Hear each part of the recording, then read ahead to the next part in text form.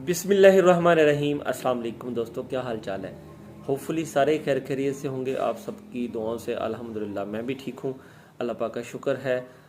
Actually मेरे काफ़ी दोस्त अभी जो 2024 के फ़र्स्ट राउंड के सेकंड राउंड के पासर्स हैं वो ये सवाल बार बार उठा रहे हैं कि सर क्या हम आने वाला जो दिसंबर का इजरा है उसमें शामिल हो सकते हैं। तो डेफिनेटली आप लोग शामिल हो सकते हैं अगर आप लोगों की अप्रूवल हो जाती है, जिसको हम मंजूरी कह देते हैं। अगर आप लोगों की वो फर्स्ट राउंड की सेकंड राउंड वालों की हो जाती है तो देन आप लोग दिसंबर वाला जो इजरा है उसमें शामिल हो सकते हैं। टेंशन लेने वाली कोई बात नहीं।